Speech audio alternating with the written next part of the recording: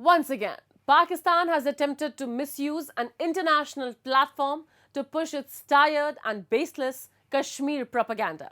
But this time, India hit back with a forceful and unequivocal rebuttal at the United Nations, exposing Islamabad's desperate attempts to deflect from its own internal crisis.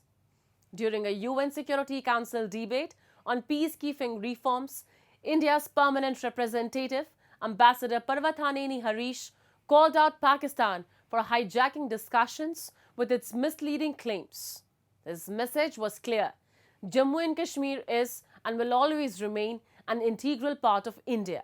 Report. In yet another diplomatic slap to Pakistan, India forcefully countered Islamabad's repeated and baseless references to Jammu and Kashmir at the United Nations, exposing its desperate attempt to divert attention from its own internal failure. During a United Nations Security Council debate on peacekeeping reform, India's permanent representative, Ambassador Parvathaneni Harish, condemned Pakistan for once again bringing up Kashmir. He reiterated that Jammu and Kashmir was, is and will always remain an integral part of India and called out Pakistan's claim as unwarranted and misleading political propaganda. India is compelled to note that the delegate of Pakistan has yet again resorted to unwarranted remarks on the Indian Union territory of Jammu and Kashmir. Such repeated references neither validate their illegal claims nor justify their state-sponsored cross-border terrorism. Jammu and Kashmir was, is, and will always be an integral part of India. Pakistan continues to illegally occupy the territory of Jammu and Kashmir, which it must vacate. We would advise Pakistan not to try to divert the attention of this forum to drive their parochial and divisive agenda. Ambassador Harish's sharp remarks came in response to comments made by Syed Tariq Fatmi, Special Assistant to Pakistani Prime Minister, who tried to hijack the peacekeeping debate by bringing up the Kashmir issue.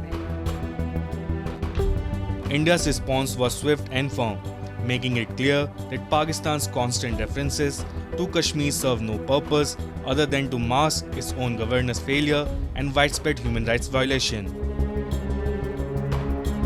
Pakistan's diplomatic credibility has taken a severe beating over the years as global power increasingly recognize its Kashmir rhetoric as a hollow and diversionary tactic. While Islamabad continues to peddle falsehood, the world sees through its game. A country plagued by terrorism, economic instability, and minority persecution has no moral standing to lecture others. Hindus and Christians in Pakistan continue to face repression from the state, its institutions, and religious extremist forces. Hindus are the largest religious minority in Pakistan, numbering about 3.8 million or 1.6% of the total population.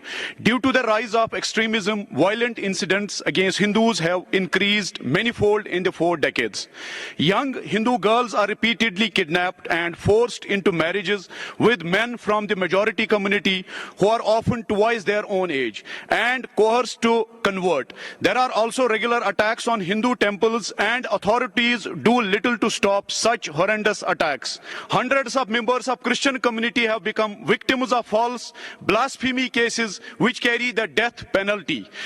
They are also seen as representatives of Western powers and subjected to regular violent attacks by religious extremists. Earlier this year in February, India had similarly dismantled Pakistan's false narrative at the UN Human Rights Council. Indian diplomat Kshitiz Tyagi exposed Pakistan's deteriorating democratic framework, stating that the country survives on international handouts while systematically eroding its own governance structure.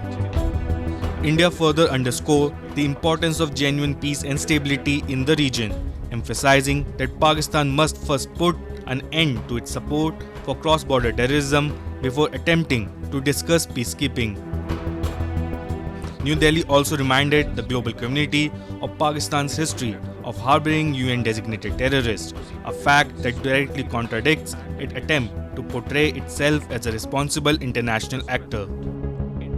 As a country where human rights abuses, persecution of minorities, and systematic erosion of democratic values constitute state policies, and which brazenly harbors UN-sanctioned terrorists, Pakistan is in no position to lecture anyone. Instead of its unhealthy obsession with India, Pakistan should focus on providing actual governance and justice to its own people. While India moves forward with growth and stability, Pakistan continues its downward spiral into chaos. The country is reeling under an economic crisis, with inflation soaring to records high, essential goods becoming unaffordable, and foreign reserves dwindling. Pakistan's heavy reliance on financial bailouts from China and the International Monetary Fund only underscores its failing governance and economic mismanagement. The latest diplomatic showdown at the UN once again highlights the contrast between the two nations. While Pakistan remains fixated on spreading propaganda, India stands as a beacon of stability, democracy, and development. Islamabad's repeated failure on all fronts have only cemented its reputation as a state that thrives on deflection rather than progress.